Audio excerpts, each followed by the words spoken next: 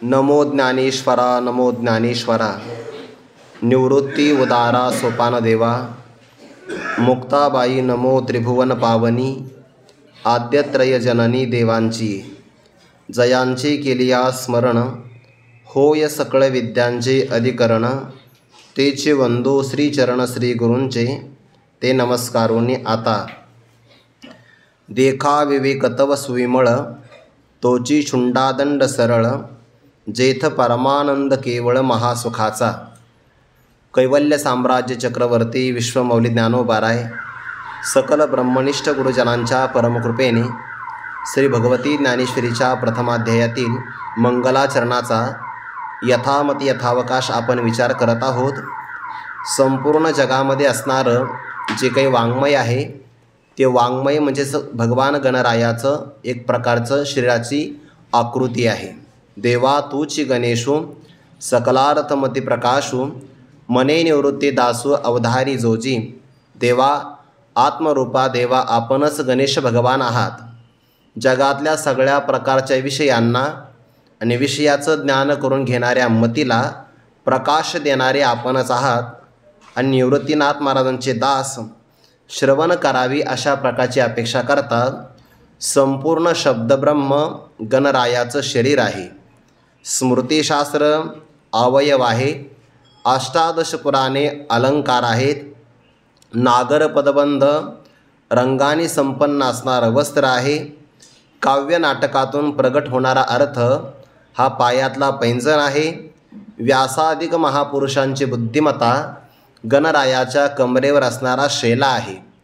आणि षडभुजा धारण केलेल्या गणरायाच्या 6 हाताच्या ठिकाणी 6 दर्शनकारांची ज्ञानोबा योजना करतात। त्या दर्शनकाराचा अर्थात शास्त्रकाराचा अपूर्व अशा प्रकारचा सिद्धांत त्या हातात असणारं आयुध आहे। तर्कशास्त्र किंवा न्यायशास्त्राचा तर्क हा परशु आहे। वैशेषिक शास्त्राचा विशेष धर्म किंवा नीतिभेद हा अंकुश आहे। आणि वेदाचा सार किंवा वेदाचा अंतिम भाग या वेदाने प्रतिपादन केलेला ब्रह्मानंद गणरायाच्या हातातला मोदक आहे। 12व्या ओवीच्या आणि 13व्या ओवीच्या संबंधाने आपल्या महापुरुषांनी जो काही अर्थ केला आहे त्यामध्ये त्यांची असणारी भिन्नता थोडीशी आढळून येते। काही महापुरुषांनी एके हाती दंतू जो स्वभावता खंडितू तो बौद्ध मतसंकेतो वार्तिकांचा या ठिकाणी पातंजल योगसूत्र घेतलेला आहे। काल आपण तिथं पूर्वमीमांसेचा विचार केलेला होता। असे पण अर्थ आहेत। मग सहजे सत्कारवाद तो पद्मकर वरद या ठिकाणी निरीश्वर असणाऱ्या सांख्यांनी प्रतिपादन केलेला सत्कारवाद सत्कार्यवाद किंवा सत्तर्कवाद असे 3 अर्थ घेतले आहे। आणि काही ठिकाणी मात्र धर्मप्रतिष्ठा तो सिद्धू अभय असतो। धर्मप्रतिष्ठा म्हणजे धर्माची चांगल्या प्रकारे प्रतिष्ठापना करणारं पूर्वमीमांसा शास्त्र असं पण काही महापुरुषांनी अर्थ केला आहे। किंवा काही महापुरुषांच्या म्हणण्यानुसार आत्मस्वरूप यालाच धर्म असं म्हणतात। आणि त्या आत्मस्वरूपाच्या ठिकाणी असंप्रज्ञात समाधीच्या द्वारे किंवा निर्विकल्प समाधीच्या द्वारे अंतकरणाच्या वृत्तीचा लय करणं वृत्तीची प्रतिष्ठापना करणं याला धर्मप्रतिष्ठा असं म्हणतात। आणि तो अभय प्रदान करणारा योगसूत्राचा पातंजल मुनींचा तो दर्शनाचा हात आहे असाही काही महापुरुषांनी अर्थ केला आहे। अडचण काहीच येत नाही। कारण जेव्हा हे महापुरुष अर्थ करतात तेव्हा त्या दर्शनकारांचं काहीतरी मत त्या संबंधाने प्रतिपादन करतात। एखाद्या शास्त्राचं मत प्रतिपादन केलं की त्याला वेदाचं प्रमाण देतात। आणि सगळे दर्शनकार वेदाला प्रमाण मानतात म्हणून त्यांना आस्तिक दर्शनकार असं म्हणतात। आता सगळ्याच दर्शनकारांनी एकाचंच खंडन केलं असं नसतं। जी मतांतर वेद प्रामाण्याच्या विरोधी येतात त्या अंशामध्ये ते खंडन करतात आणि स्वतःचं मंडन करतात। म्हणून एखाद्या प्रसंगाला बौद्धांचं खंडन योगसूत्रामध्ये पण झालेलंच आहे। एखाद्या प्रसंगाला कुमारील भट्टांनी पण ते खंडन केलंच आहे। त्या अंशामध्ये त्या ओवीचा त्या महापुरुषाने अर्थ दिसला म्हणून त्याने तो प्रतिपादन केला। कुणाचा बरोबर आणि कुणाचा चूक आहे असा वादोनावलंब्य हा वाद करण्याची काही आवश्यकता नाही। षडदर्शनाचा संबंध ज्ञानोबाला घेता एवढा मात्र अर्थ आहे. आता पुढे गणरायाच्या या संपूर्ण शरीराचं ज्ञानोबारे वर्णन करता. आता भगवान गणरायाला गजवदन असं म्हणतात. त्यांना हत्तीचं असणारं जे मुख आहे सोंडेसहित ते बसविलेलं आहे. आपल्याला माहिती आहे एकदा पार्वती माता स्नान करत होत्या आणि मग आपल्या अंगावर लावलेली जी काही चंदनाची उटी आहे ती उटी किंवा चंदनाचा लेप तो त्यांनी काढला. आता आपणही दिवाळीमध्ये उटी लावतो की नाही? लावतोच, आपण उटणं लावतोच की. आणि ते उटणं लावल्यानंतर त्यामध्ये विशिष्ट प्रकारची सुगंधी द्रव्य किंवा तेल लावून आपण आपल्या अंगाचं मर्दन करत असतो. ती पुन्हा उटी काढून नाही टाकतो आपण. तशी पार्वती मातेनं आपल्या अंगावर असणारी जी उटी तो लेप काढला, त्याची एक आकृती तयार केली आणि संजीवनी नावाच्या मंत्राचा उच्चार केल्याबरोबर त्याच्यात प्राणसंचार झाला. त्याचं वयही वाढलं आणि सांगितलं बाळाला, बाळा इथे दरवाजामध्ये उभं राहायचं आणि रक्षण करायचं, आत कुणालाच येऊ द्यायचं नाही. ते गणरायाला काही माहितीच नाही ना की भगवान शंकर हे पार्वती मातेचे पतिदेव आहे. पतिदेवाला प्रतिबंध करायचा त्यांना राग आला आणि त्यांनी त्रिशूळावने त्या मुलाचं मस्तक छेदन केलं. ही कथा आपल्यालाही माहिती आहे. म्हणून पार्वती मातेला शोक अनावर झाला, हा माझा पुत्र आहे, जोपर्यंत हा जिवंत होत नाही तोपर्यंत मी अन्न पाणी भक्षण करणार नाही. मग काय करावं? भगवान शंकराने सांगितलं जा अवनी तलावर, पृथ्वी तलावर, आणि पहिल्यांदा जो प्राणी दिसेल त्याचं मस्तक आणा.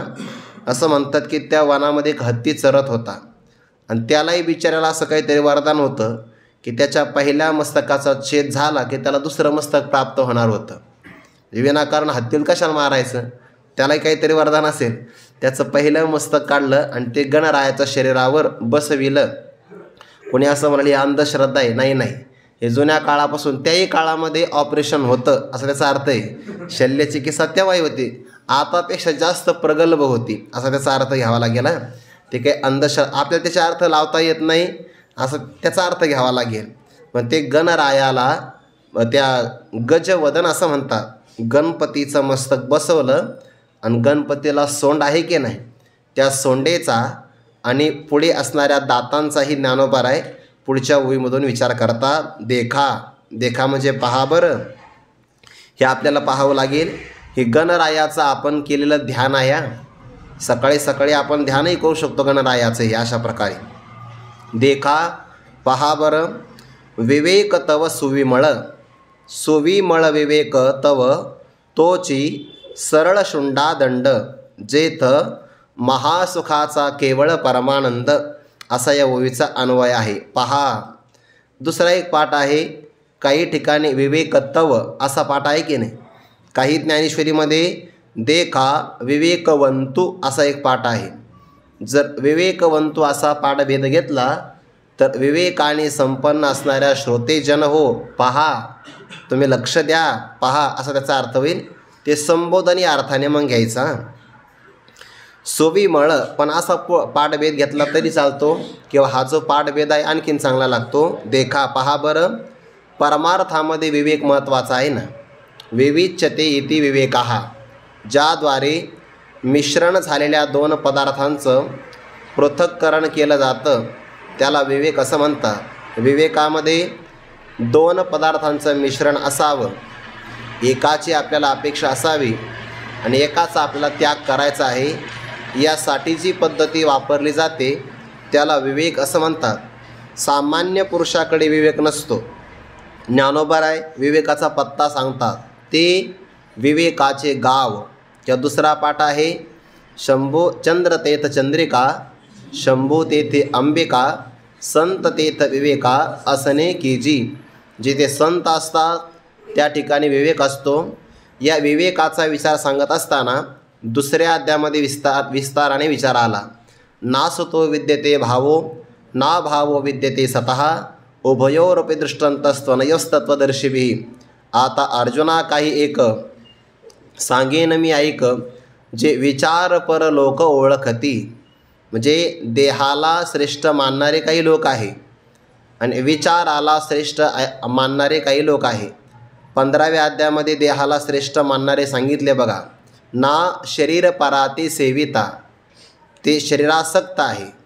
दुसऱ्या अध्यायामध्ये आलेले विचार आसक्त आहे. विचार परलोक ओळखती. काय ओळखतात? या उपाधी माझी गुप्त. उपाधी जगताची आहे आणि त्यामध्ये चैतन्य आहे गुप्त रूपाने. म्हणजे चैतन्य आणि जगत नावाची उपाधी यांचं झालं एकत्रीकरण, ज्याला आपण तादात्म्याध्यास असं म्हणतो. मग आता त्याला निवडतं कोण बरं? जे तत्त्वज्ञ संत स्वीकारिती, चैतन्याचा स्वीकार करतात आणि जड असणाऱ्या सगळ्या अनात्मसमूहाचा परित्याग करतात. त्या महापुरुषांच्या करता ज्ञानोबाराय राजहंसाचं उदाहरण देतात. आणि अनात्मवर्ग नीर सांडोनी आत्मरसाचे क्षीर चरतातीचे सविचार राजहंस. सामान्य हंस आणि त्यामध्ये पुन्हा परमहंस असा अर्थ केलेला आहे. शोक याज्ञवल्क्य, दत्त कपिल मुनी हे 4 परमहंस महात्म्य आहे. जगत नावाच्या उपाधीमध्ये गुप्त असणारं चैतन्य स्वीकार करण्याकरता एक बुद्धीमध्ये अलौकिक चातुर्य किंवा हतवटी असावी लागते. यालाच विवेक असं म्हणतात. आणि मग पुढे ज्ञानोबारांनी त्यासाठी उदाहरणं दिले आहे. ज्याप्रमाणे पाणी आणि दूध एकत्र केलं की राजहंस त्याला वेगळं करतो. अग्नीमध्ये आपण सोनं तापवलं की शुद्ध सोनं आणि हिणकस भाग वेगळा होतो. किंवा जाणीवेच्या कौशल्याने मंथन केलं की नवनीत प्राप्त होतं. किंवा वाऱ्याच्या योगाने धान्य उफनलं की फलकट उडून जातं आणि धान्याचे कण प्राप्त होतात. हे सगळे दृष्टांत सांगितल्यानंतर पुढे सिद्धांत सांगतात. सलिली पय जैसे एक होणी मिनले असे, मग निवडोनी राजहंसे वेगळे कीजे. की अग्निमुखी डाळ तोडोन या चोखाळ, निवडी ती केवळ बुद्धिमंत. ना तरी जाणीवेच्या आयनी करिता ददी कडसनी, मग नवनीत निर्वाणी दिसे जैसे. की भूसबी एक वट ओपनिता राहे घनवट, तेथ उडे ते फलकट जाणो आले.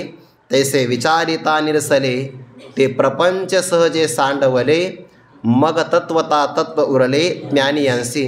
तुम्ही असं म्हणाल एवढ्या ओव्या पाठ आहे म्हणून सांगितलं का? तसा अर्थ नाही. हे शब्द ज्ञानोबा यांचे आहे. आणि या मंत्राचं उच्चारण किंवा श्रवण जरी झालं तरी आपल्याला अदृष्टाची प्राप्ती आहे. म्हणून त्या ओव्यांचा उच्चार करायचा. हे शब्द कोणाचे आहे?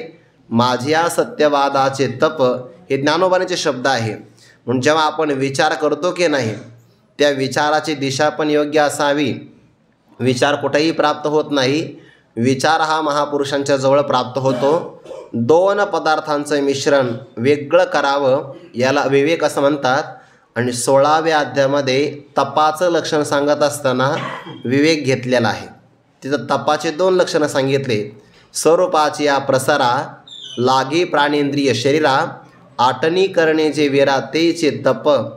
आपलं आत्मस्वरूप प्राप्त होण्याकरता शरीर प्राण इंद्रिय यांची जी आटणी केली जाते की नाही त्याला तप असं म्हणतात.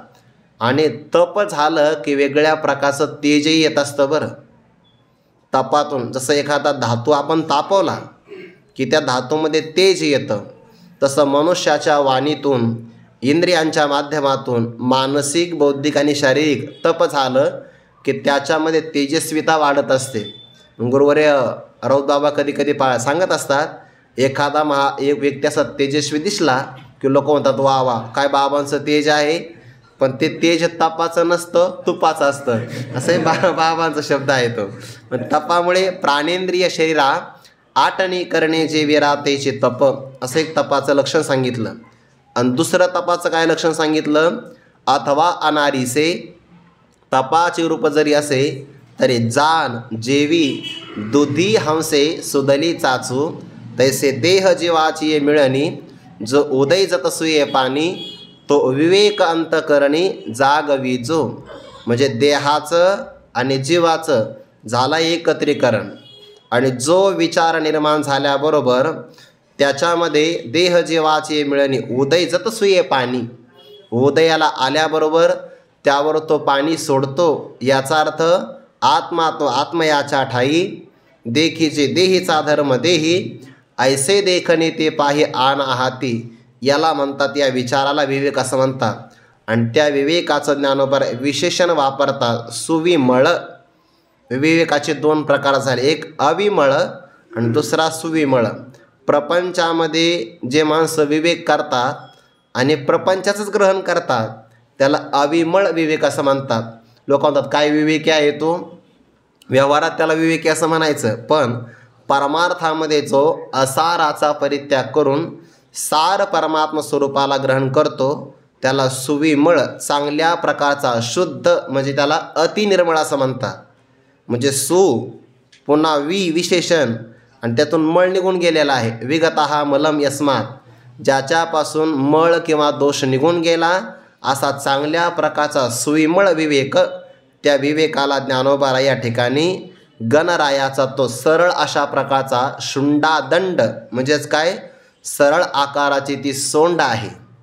सरळ आकाराची सोंड म्हणजे काय, अतिनिर्मळ असणारा विवेक, म्हणजे निर्मळ असणाऱ्या विवेकालाच ज्ञानोबाराय गणरायाची सोंड असं म्हणतात आणि ती सरळ आहे.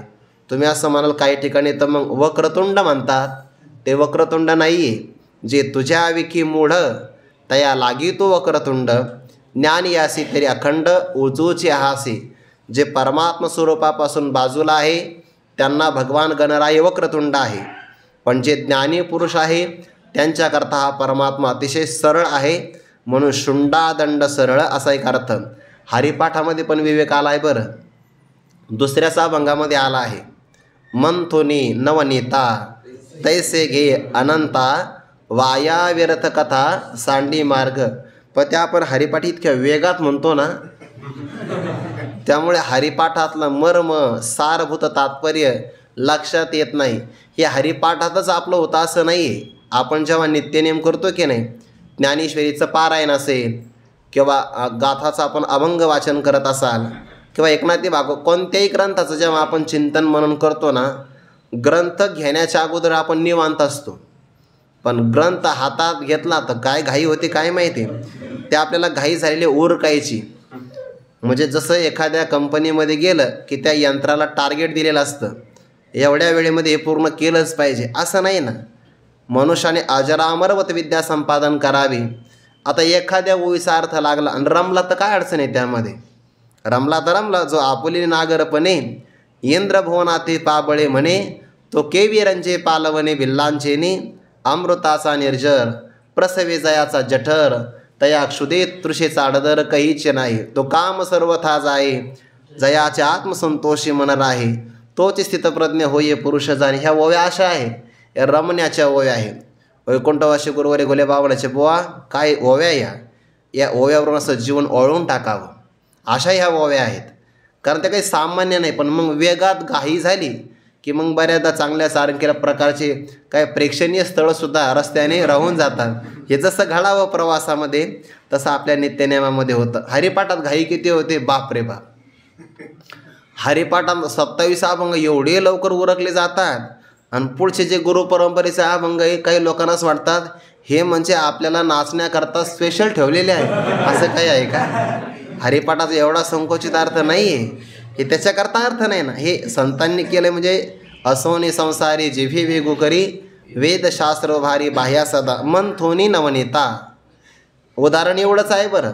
हरिपाठामध्ये प्रमाणात दृष्टांत एवढाच आहे, दोनच शब्दात दृष्टांत, मंथोनी नवनेता एवढा दृष्टांत. पुढे सिद्धांत सांगितला, तैसे घे अनंता.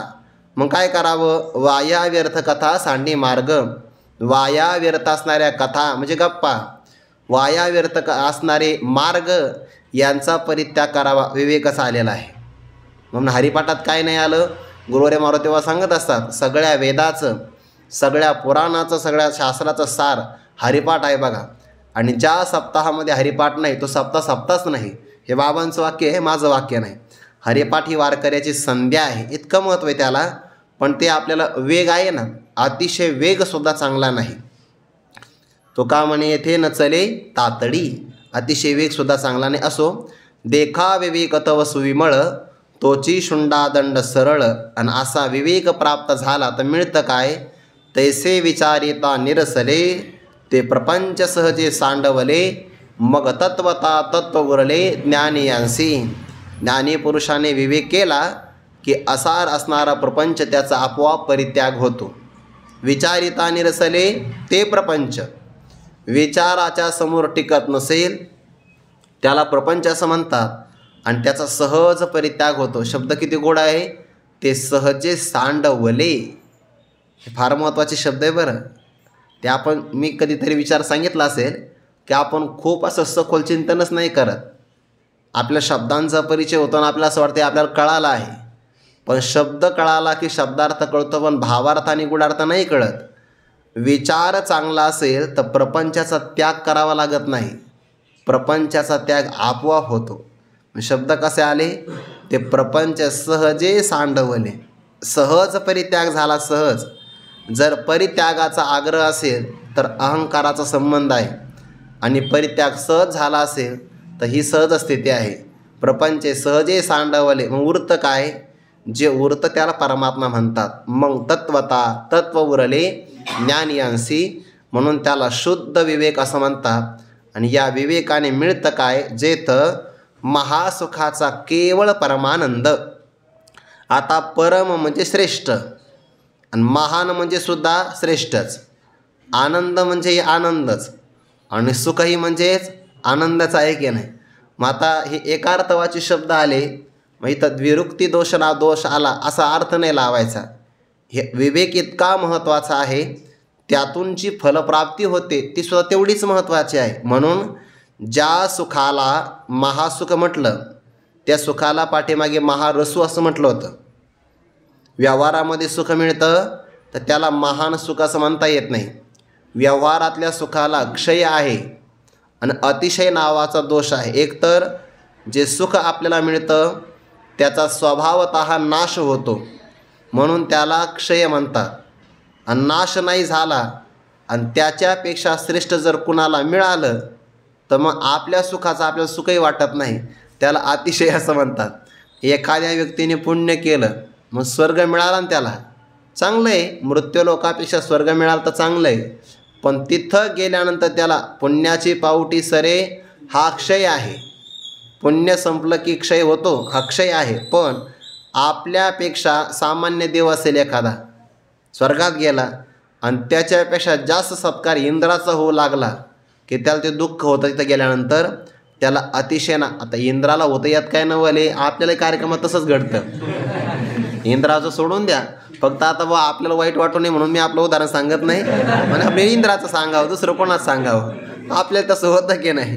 आपल्या जीवनामध्ये क्षय नावाचा विकार आहेच की, आणि आपल्यापेक्षा जास्त सन्मान जर कोणा झाला तर अतिशय होतं ना. क्षय आणि अतिशय हे विषयातलं दुःख आहे, म्हणून त्याला महान सुख असं म्हणता येत नाही. ज्या सुखाला देशे काळे वेदानुवादा, ज्या सुखाची न करवे मर्यादा, त्या सुखाची सुख संपदा मदभक्त सदा भोगीती. या सुखाला महासुख असं म्हणतात. यो वै भूमा तत्सुखम नालपी सुखम असते सत्यम ज्ञानम अनंतम ब्रह्म, आणि आनंदो ब्रह्मीती वेजानत. हे ब्रह्मालाच आनंद असं म्हणतात. आनंद हे ब्रह्माचं स्वरूपाचं आहे आणि त्याला कोणताच परिच्छेद नसल्यामुळे त्याला म्हणतात महासुख. विवेक संपन्नता जर प्राप्त झाली, म्हणून तर साधन चतुष्टयामध्ये विवेक पहिल्यांदा घेतला आहे. विवेक, वैराग्य, समाधी, षटक आणि पुढे मुमुक्षुत्व. वैराग्याला विवेकाला पाया म्हणतात बघा. हा विवेक उत्तरवर्ती साधनाचं मूळ कारण सांगितलं आहे. आणि विवेक सत्संगतीनंच मिळतो. शुद्ध विवेक प्राप्त झाला की त्या विवेकाचा परिणाम ज्या सुखाला कोणताच परिच्छेद नाही अशा महासुखाचा त्या विवेकसंपन्न पुरुषाला केवळ परमानंद, श्रेष्ठ आनंद प्राप्त होतो, असा त्याचा अर्थ घ्यायचा. केवळ म्हणत असताना सोलीव, शुद्ध, निर्विकार, दोषरहित, उपाधी विवर्जित, क्रियाजन्य नाही, वृत्तीजन्य नाही, केवळ सर्वभूत असणारा आनंद त्या महापुरुषाला प्राप्त होतो. आणि आपल्याला हीच अपेक्षा आहे ना. यम लब्ध्वाचा परम लाभम मन्यते नादिकम ततः यस्मिन् स्थितो न दुःखेन गुरुणापि विचाल्यते. ज्ञानोबारा म्हणतात, मग मेरूपासून थोरे देह दुःखाचे डोंगरे, दाटी जो परिभारे चित्त न दाटे. दे अग्नी माझी पडिल्या का शस्त्रेवरी तोडिलिया, दे अग्नी माझी पडिल्या चित्त महासुखी पहुडलिया चेवोचे नाही. तिथं पण महासुख शब्द आलाय बघा. जर चित्त महासुखामध्ये रममान झालं, विश्रांतीला गेलं की त्याला पुन्हा देहाची जागृती येतच नाही. ज्ञानोबाचा शब्द आहे, महासुखी पहुडलिया चेवोचे नाही, पुन्हा त्याला जाग येत नाही. तुका म्हणे मग नय वृत्तीवरे सुखाचे शेजारी पहुडईन ऐसी वर्मी मज दावी नारायणा अंतरीच्या खुना प्रगट होणे. म्हणून त्याला विवेक महत्त्वाचा आहे. ज्याला विवेक असेल त्याला सार ग्रहण करता येतं आणि असाराचा परित्याग करता येतो. कुठपर्यंत विवेक आहे? विवेकाच्या नंतरच वैराग्य आहे ना. विवेक असेल तर वैराग्याने त्याग होत असतो, तसा त्याग होऊच शकत नाही. देखा विवेक तव सुविमळ तोची शुंडादंड सरळ जेथ परमानंद केवळ महासुखाचा. पुढे तरी संवाद तोची दशन जो समता शुभ्रवर्ण देव उन्मेष सूक्ष्मेक्षण विघ्न राज. तरी संवाद आता परमार्थामध्ये बोललं जातं, पण त्या बोलण्यात काही प्रकार आहे. तत्वबुभुत्सो कथावाद, तत्वाचा निर्णय व्हावा याकरिता जी कथा किंवा चर्चा केली जाते की नाही त्याला वाद असं म्हणतात. वादाचे प्रकार, एक वाद, जल्प आणि वितंडा असे त्याचे 3 प्रकार आहे. तर मग आवेशाने हट्टाने दुसऱ्याचं खंडन करायचं याकरता जो केला त्याला जल्प असं म्हणतात. आणि आपला पक्ष काय हेही सांगायचं नाही, दुसऱ्याच्या पक्षाचंही खंडन करायचं, मंडन होऊ द्यायचं नाही, असा जो केला स्वप्रतिपक्ष स्थापन हे ना वितंडा. ज्याच्यामध्ये स्वतःचाही पक्ष स्थापन केला जात नाही, फक्त परमत दूषण केलं जातं, त्याला वितंडा असं म्हणतात. आणि यामध्ये जल्प किंवा वितंडा जर केला, बोलण्यामध्ये जल्प वितंडा असेल तर त्यामध्ये चित्ताचा क्षोभ होतो, समाधान होत नाही. म्हणून तत्वाचा निर्णय व्हावा याकरता जी चर्चा केली जाते त्याला वाद असं म्हणतात. वाद वदवदती बोलणे तो वाद आहे, पण त्या वादामध्ये सम उपसर्ग लागला की त्याला संवाद असं म्हणतात. संवादामध्ये प्रकार आहे बरं. एक, संवादामध्ये दोन्ही महात्मे एकाच अधिकाराचे असतात. मच्चित्ताः मद्गतप्राणाः बोधयन्तः परस्परं कथयन्तश्च मां नित्यं तुष्यन्ति च रमन्ति च. तिथे कुठंतरी एक ओवी आली बघा. चित्ते मीची जाहले मियाचे प्राणे धाले मग जीवो मरो विसरले बोधाची या भुली नाचती संवाद सुखाची भोजे आता एकमेका घेपे दिजे बोधची वरी. हे संवादाचं वर्णन आलं आहे बघा.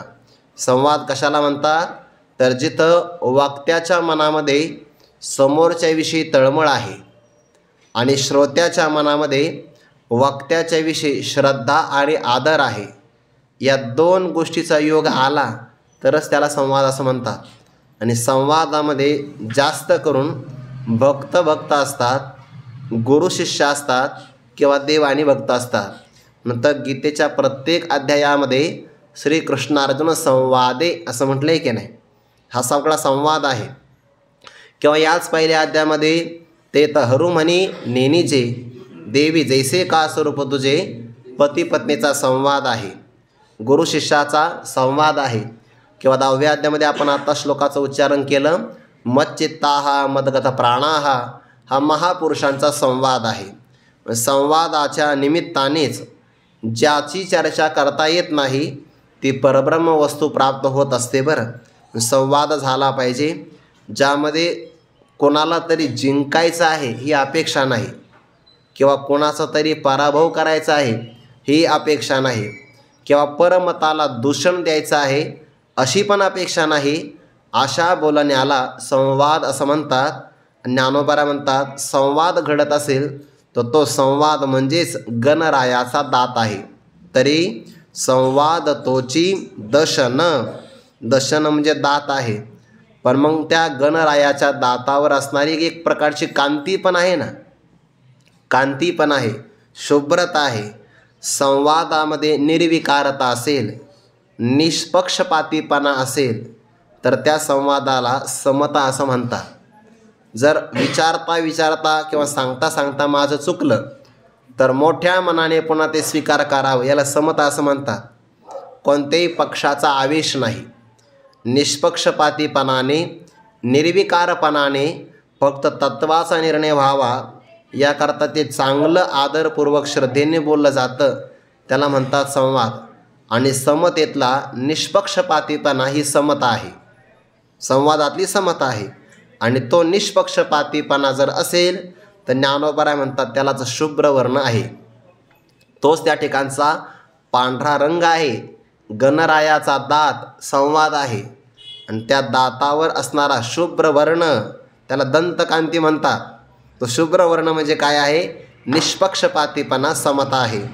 आणि मग या सगळ्या गुणांनी संपन्न असणारा हा देव म्हणजे कोण? देवा तुची गणेशो. हा गणेश देव कसा आहे? उन्मेष सूक्ष्मेक्षण विघ्नराज. विघ्नराज म्हणजे विघ्नावर सत्ता गाजविणारा. ती आपण आरती म्हणतो की नाही? तर बऱ्याचदा आपली आरती काही अशी शुद्ध पाठ नसते, आरती आपली कानपाठच असते.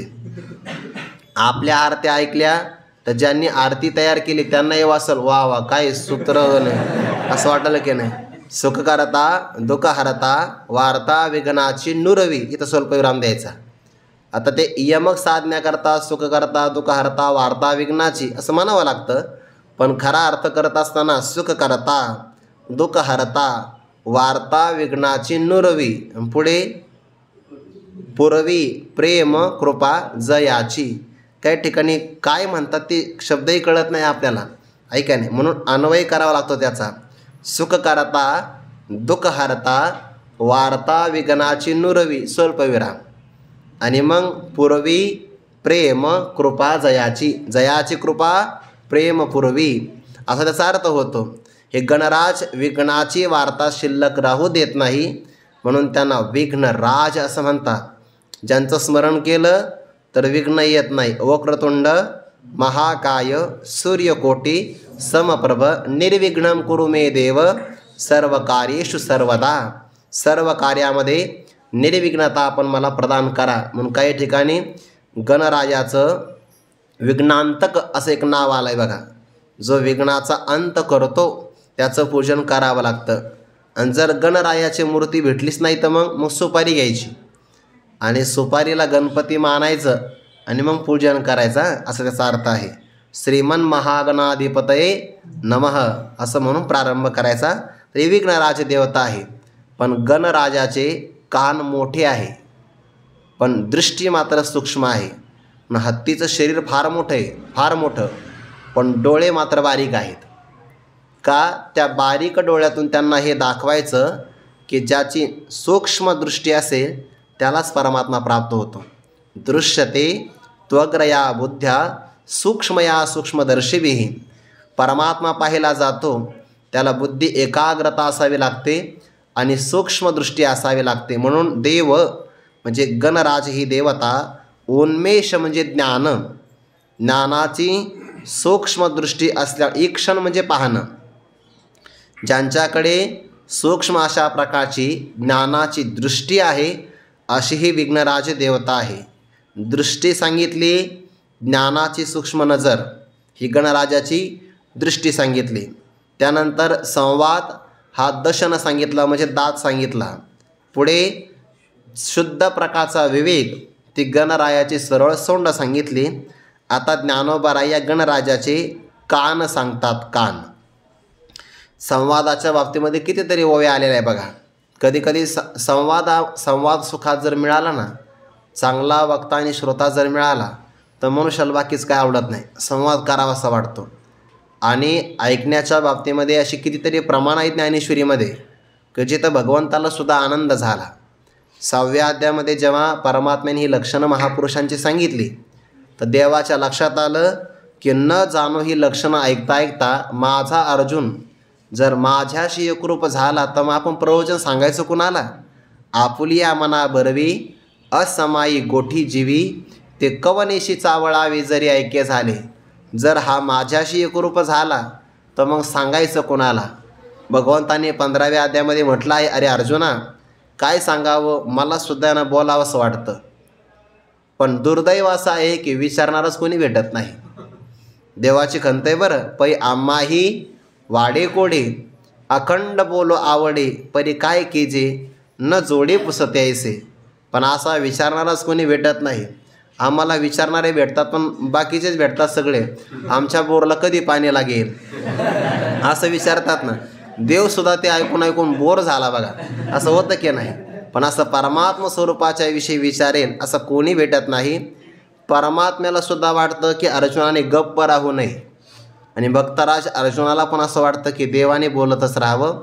18व्या अध्यायामध्ये भक्तराज अर्जुनाच्या चिंतनाचा विचार ज्ञानोबाला सांगतात. एरवी तत्वविषयी भला तो निश्चित असे कीर जाहला, परी देवो राही उगला हे सहावेन. म्हणजे देव शांत राहिले, आता देव आपल्याला काहीच बोलणार नाही, हे अर्जुनाला सहन होईना. कसं, ज्याप्रमाणे एखादं वासरू तृप्त जरी झालं तरी त्याला असं वाटतं गायीने आपल्यापासून लांब जाऊच नाही, ते तृप्त झालं आहे. वत्स झालं याही वरी, धेनू न वचावी दुरी, अनन्य प्रीतीची परी ऐसीच आहे.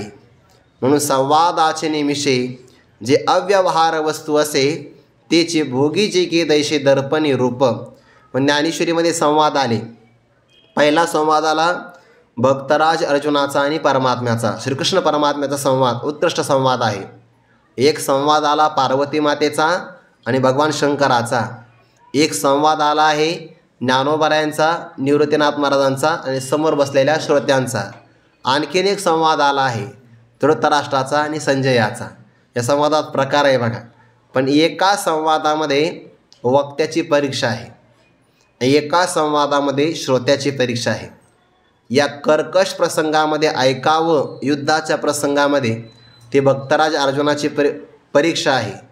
आणि समोरचा धृतराष्ट्र काहीच प्रतिसाद देत नाही, पण तरी सांगायचं आहे, हे संजयाची काय परीक्षा आहे. पण दोघे आपल्या परीक्षेमध्ये उत्तीर्ण झाले आहे. अहो ऐकीचं तसे की अवधारा, तवैया बोला निवांत म्हातारा, जैसा मैसा अनुठिका पुरा तैसा उगाची असे. अहो ऐकता की नाही तुम्ही, असं म्हणतात. काय आपलं भाग्य म्हणे, अहो इथं पाऊस अमृताचा पडतो आहे आणि हा इथं न जाता दुसऱ्या गावात जाऊन बसला आहे. अहो अमृताचा पाऊस वर्षला की हा येत असं तोच गेला असे जी या गावा. असं संजयजी वारंवार धृतराष्ट्राला जागं करतात, पण प्रतिसाद मिळत नाही. पण आपल्या गुरुकर्तव्यावर किंवा आपल्या सांगण्याच्या वक्त्याच्या भूमिकेवर किती ठाम श्रद्धा आहे, प्रतिसाद नाही मिळत. पण संजयने आदरपूर्वक सांगितलं, तैशी श्री हरिवक्त्रीची अक्षरे संजय सांगितली आदरे. मग परिणाम ती अंधू तोही अवसरी सुखिया झाला. वक्त्याने आदरपूर्वक आपलं कार्य करत राहावं. त्याने असं म्हणू नये, नाही समोरच्या श्रोत्यांनाही नाही कळत नाही, हे प्रतिसाद देत नाही म्हणून मग आम्ही अभंग नाही सांगित, गप्पा सांगतो, चालणार नाही. असं आपण आपलं कर्तव्य केलं पाहिजे. असा जर उत्कृष्ट संवाद झाला तर तो संवाद गणरायाचा दात आहे. त्याच्यामध्ये समता निष्पक्षपातीपणा असेल तर शुभ्र वर्णाच्या ठिकाणी तो आहे. आणि गणरायाची ज्ञानदृष्टी सांगितली. पुढे ज्ञानोबाराय त्या गणरायाचे श्रवणस्थान सांगतात. श्रवण म्हणजे गणरायाचे सोपाच्या आकाराएवढे असणारे कान आहे की नाही, मग तिथं कोण आहे तेही सांगतात. मज अवगमलिया दोन्ही मीमांसा श्रवणस्थानी, बोध मदामृत मुनी अली सेविती. अली शब्दाचा अर्थ होतो भ्रमर, आणि भ्रमराला सुगंधाची फार आवड असते, फार आवड. जिथं कुठं सुगंध मिळाला की भ्रमर थांबतच नाही बघा. परिमळाची धाव भ्रमर ओढी, मग तो परिमळ कमळातूनच यावा अशी काही त्याची अपेक्षा नाही, फक्त परिमळ यावा. परिमळाची धाव भ्रमर ओढी ही त्याची गोडी आहे, अपेक्षा आहे. त्याला सुगंध आवडतो बिचाऱ्याला, देवानेच त्याला दिलेला आहे ना, आपण कशाला नाही म्हणणार. ज्ञानोबारा म्हणतात मज म्हणजे मला, अवगमलिया मला असं वाटलं बरं. जेव्हा व्यक्तीला एखादी घटना वाटते तेव्हा त्याला उत्प्रेक्षा अलंकार असं म्हणतात. हा अलंकाराचा प्रकार आहे. बाकी कुणाला वाटो किंवा न वाटो, पण ज्ञानोबारा म्हणतात मला असं वाटतं आहे की गणराजाच्या दोन्ही श्रवणस्थानी, दोन कानांच्या ठिकाणी दोन्ही मीमांसा अवगमलिया, दोन प्रकारच्या मीमांसा गणराजाच्या कानाच्या ठिकाणी आहे असं मला वाटतं. मीमांसा कशाला म्हणतात, एखाद्या तत्वाच्या निर्णयाच्या संबंधाने जेव्हा प्रमाण बघून विचार केला जातो, तत्संबंधाने प्रमाणं पाहिली जातात किंवा त्याचा निर्णय करण्याकरता बोललंही जातं. आणि प्रमाण बघून जेव्हा अंतिम शुद्ध विचार होतो, पूजनीय विचाराला मीमांसा असं म्हणतात. आणि मीमांसा दोन प्रकारच्या आहेत. एक आहे धर्ममीमांसा आणि दुसरी आहे ब्रह्ममीमांसा. धर्ममीमांसा म्हणजेच पूर्वमीमांसा आणि ब्रह्ममीमांसा म्हणजे त्याला वेदांतशास्त्र असं म्हणतात. मग आता ज्ञानोबरायांनी या मीमांसा दोन प्रकारच्या सांगून दोघांनाही जागा कानांच्या ठिकाणी का दिली, तर त्याचं कारण आहे गुरुवर्य डॉक्टर बाबा सांगत असतात, आपल्याला कर्म कोणतं करावं, पूर्वमीमांसेप्रमाणे कसं वागावं हे सुद्धा श्रवण केल्याशिवाय कळणार नाही. आणि ब्रह्मस्वरूप काय आहे हे सुद्धा श्रवण केल्याशिवाय कळणार नाही. म्हणून ज्ञानोबरायांनी दोन्ही मीमांसा गणराजाच्या श्रवण स्थानामध्ये ठेवून दिले आहे. तुम्हाला कर्मही चांगलं करायचं असेल तर ते ऐकावंच लागेल आणि ब्रह्मही चांगलं कळायचं असेल तर ते ऐकावं लागेल. एखादं मला नाही मी मनाने विचार कर, माझी बुद्धी फार चांगली, अरे मनोमार्गे गेला तो इथे मुकला, त्याचा काही विचार लागणार नाही. स्वबुद्धीला प्रामाण्य देता येत नाही, कारण मानवाच्या बुद्धीमध्ये भ्रम, प्रमाद, कर्णापाटव आणि विप्रलिप्सा हे दोष असतात. म्हणून मानवाची बुद्धी प्रामाण्य म्हणून ग्रहण केली जात नाही आणि ग्रहण करू नये. आपल्याला प्रामाण्य कोण आहे? अपौरुषेय वाङ्मय आहे. स्मृतिशास्त्र, पुराण, संत वाङ्मय आणि महापुरुषांचे विचार जे अनुभवातून आलेले आहे तेच आपल्याला प्रमाण आहे. म्हणून त्यांचं श्रवण करावं.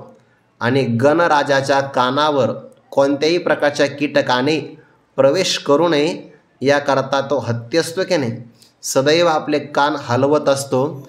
तसं गणरायाने आपले कान हलवले आणि एखादा जर हत्ती गजवदन किंवा चांगल्या प्रकारचा हत्ती जर मदोन्मत्त असेल तर त्या मत्तपणामुळे त्यांच्या असणाऱ्या गंडस्थळातून एक विशिष्ट प्रकारचा स्त्राव पाझरत असतो, त्याला मद असं म्हणतात.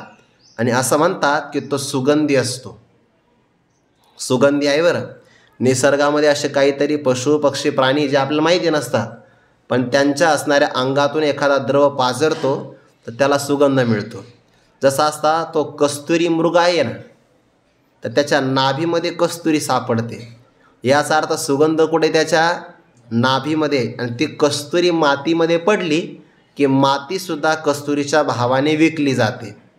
किंवा चंदन आहे, आता चंदनाच्या अंगामध्ये सुगंध आहे ना, मग चंदनाच्या अंगावरून वारा वाहिला की काही झाडांना सुगंध लागतो. आता कधी कधी आपण जातो एखाद्या विशिष्ट क्षेत्रामध्ये तर माणसं असं चंदन विकतात आपल्याला. मग एवढं स्वस्त कसं बरं चंदन? अशी एक पट्टी असते विधभर आकाराची, घ्या 100 रुपयाला चंदन.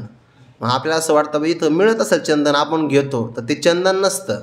मग ते चंदनाच्या झाडाच्या संगतीमध्ये आलेली लाकडं त्याला ते स्वच्छ करतात आणि ते चंदन म्हणून विकतात. मग वास कसा येतो?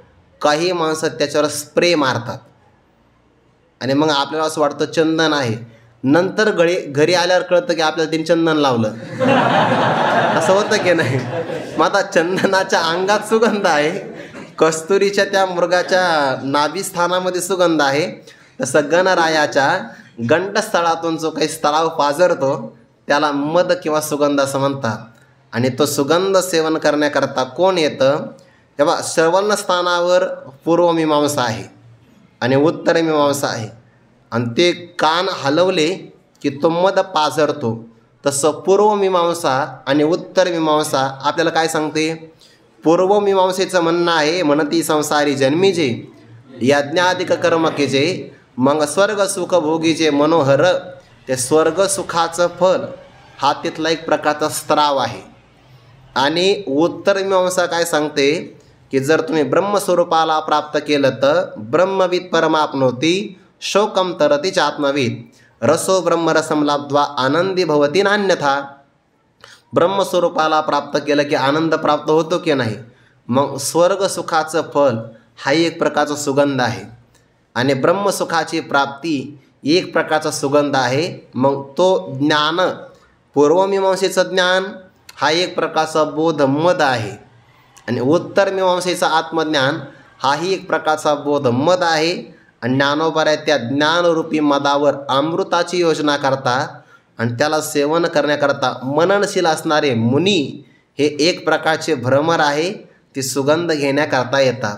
मग पूर्वमीमांसेचं अध्ययन करणारे सुद्धा भ्रमरच आहेत आणि उत्तर मीमांसेचं अध्ययन करणारे सुद्धा भ्रमरच आहे, फक्त त्यांचा अधिकार भिन्न भिन्न आहे. मग काही जण पूर्वमीमांसेमध्ये रममान होतात, तिथला सुगंध घेतात, तिथं पण ज्ञानच आहे, फक्त ते ज्ञान लोक विशेष फल देणारं आहे.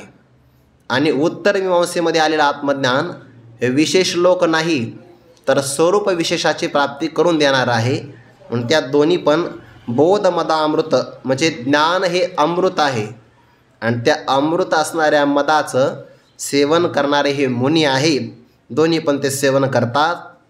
ह्या ज्ञानोबाऱ्यांचा उत्प्रेक्षा अलंकार सांगितला. मज अवगमली आधुनी मीमांसा श्रवणस्थानी बोध मदामृत मुनी अली सेविती. त्याचं ते सेवन करतात.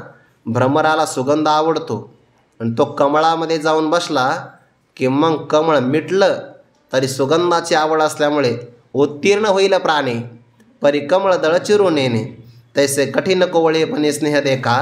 मग इथंसुद्धा काही मुनी स्वर्गाला चांगलं मानतात, त्याचं सेवन करतात. आणि विरक्त असणारे जे मुनी असतात मननशील, ते मात्र उत्तर मीमांसेचं श्रवण करतात. तिथलं ज्ञान ते अमृत आणि तोही मदच आहे एक प्रकारचा. सामान्य एखादा पेय पिऊन मदोन्मत्त झाला तर ऐकत नाही. जेणे ब्रह्मानंद सेवेला आहे तो केर आहे आवराला, तिथं सुद्धा मद असं म्हणतात. दोन्ही प्रकारचा मदच आलेला आहे. ज्ञानाचा सुद्धा एक प्रकारचा मद आहे, ज्ञानाची पण मस्ती आहे, म्हणून तो कोणाचा स्वीकार करत नाही. जया भक्तीची तुली प्राप्ती, जे कैवल्या ते परतेसर म्हणते, मदच आहे भक्तीचा. बोध मदामृत मुनी अली सेविती. पुढे गणरायाला आवडणारा एक अलंकार आहे, त्याला प्रवाळ किंवा पोवळे असं म्हणतात. काही ठिकाणी प्रवाल म्हणजे कोवळे कोवळे असणारे झाडाचे अंकुर, कोवळे लुसलुशीत पानं, त्यालाही प्रवाल असं म्हणतात.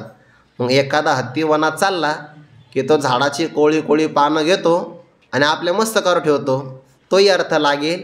किंवा प्रवाल म्हणजे पोवळे, समुद्रामध्ये सापडणारा एक अलंकार. गणपतीला पोवळे आवडतात, देवीला कवड्यांची माळा आवडते.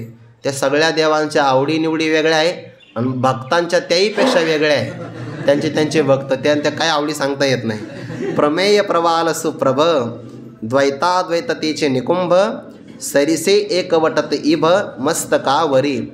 प्रमेय प्रवाल सुप्रभ. सुप्रभ म्हणजे पाणीदार, तेजस्वी, कांतिमान असणारा. प्रवाल म्हणजे पोवळा. पण कोणता पोवळा घेतला? शास्त्रामध्ये द्वैतपणा आलं.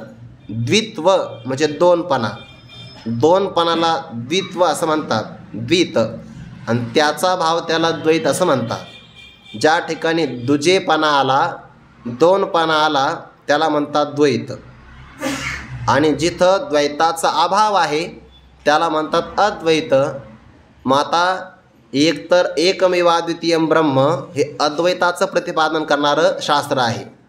पण शास्त्रकारामध्ये सुद्धा काही जण अद्वैताला मानत नाही, ते द्वैतालाच खरं मानतात. म्हणून त्यांच्यामध्ये जीव कधीही परब्रह्म होऊ शकत नाही. तो परमात्म्याचा अंश म्हणून भक्त होऊन राहू शकतो, पण एक रूप मात्र होत नाही, असं द्वैताचं प्रतिपादन करणारे काही आहेत. आणि काही जण मात्र द्वैत खोटं आहे, द्वैताचा निराश झाला की अद्वैत फक्त एकमेवाद्वितीयम ब्रह्म शिल्लक राहतं. मग द्वैत भ्रमात्मक आहे, पण काही द्वैताला सत्य मानतात आणि काही अद्वैताला परमतत्व मानतात. पण ज्ञानोबा म्हणतात द्वैतशास्त्रामध्ये भक्तीचे काही सिद्धांत मांडले जातात, द्वैताशिवाय भक्ती करता येत नाही. आणि अद्वैतामध्ये काही सिद्धांत मांडले जातात, तर द्वैतातले आणि अद्वैतातले सिद्धांत एक प्रकारचे कांतिमान असणारे प्रवाळ म्हणजे पोवळे आहेत. आणि ज्ञानोबा म्हणतात हे गणराजाच्या गंडस्थळावर सरिसे इब मस्तकावरी एकवटते. इब म्हणजे हत्ती म्हणजे गजवदन, आणि त्यांच्या मस्तकावर गंडस्थळा, जे काही दोन गंडस्थळं आहे, निकुंभ म्हणतात त्याला, तर ते दोन गंडस्थळं म्हणजे द्वैत आणि अद्वैताचे दोन प्रकारचे असणारे सिद्धांत आहे. मग अर्थ कसा करायचा? अर्थ असा आहे, थोडासा विस्तार उद्या करू, पण सूत्ररूपाने अर्थ असा होईल की जर आपल्याला अद्वैताची प्राप्ती करायची असेल तर आपल्याला द्वैताचं अवलंबन घ्यावं लागतं. कारण पंचदशी काराने म्हटलं आहे की ईश्वरकृत असणारं द्वैत बंधनाला कारण नाही. मानस द्वैत प्रपंच हा बंधनाला कारण आहे.